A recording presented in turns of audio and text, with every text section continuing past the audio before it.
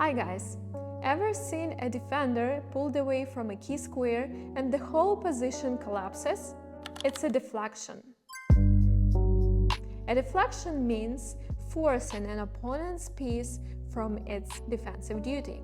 Let's look at this position. The king is defending the rook from the threat, and it's also protecting d-file from promoting this passed pawn. And it's kind of overloaded. So let's exploit it. If we take the rook, then king captures, and we move the pawn, it actually can be in time to stop it. What if we start from the other side and sacrifice the pawn? In that way, king can capture, but then it loses the rook. If king moves and still defends the rook, we move one more time. This way, king cannot capture because it loses the rook, so it can defend the rook on e7, but then we capture the rook, deflecting the king from d8's promoting square and promote for a queen.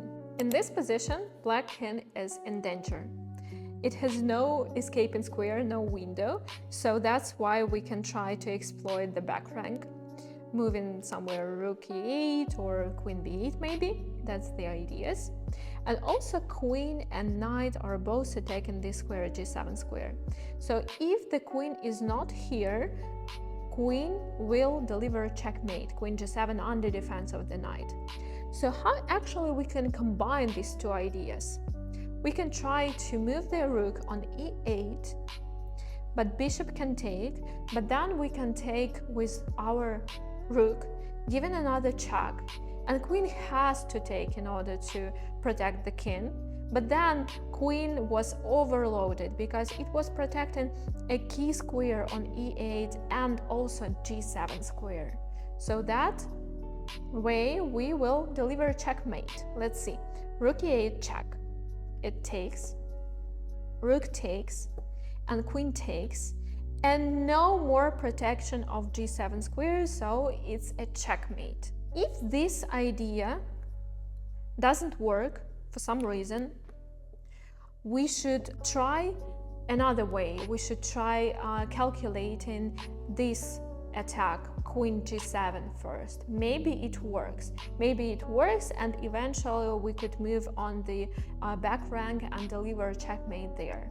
So that's the way how we exploit overloaded pieces.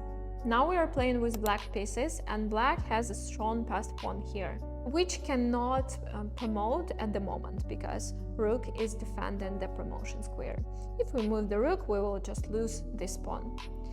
If we try to deflect the rook moving on a7, it's not obligatory to capture the rook now, and they can capture the pawn instead. So that's why we should try to force them to take the rook. At first, we give a check, forcing the king to move on the ace rank, and when they are both staying on the same line, that's the moment when we can move on a7, trying to deflect the rook from its defensive duty, from protecting the promotion square. And it has to take. Now we can promote for queen and stay with this huge material advantage. Let's look at this position. The black king seems to be in trouble because white has a strong rook and also a strong queen on the 7th rank and these powerful pawns, right? But the problem is now the queen is threatening to checkmate in 2. Because the combination of the queen and the knight in mating attack are very, very powerful. So what can we do here? Of course, we can defend rook a2 from this threat, but let's try something more active and attacking. Let's try this beautiful c7 attack, making a fork, the rook and the king under attack. So in order not to lose it, queen has to take. Because if king moves, then we take, promoting to another queen actually, and giving a check.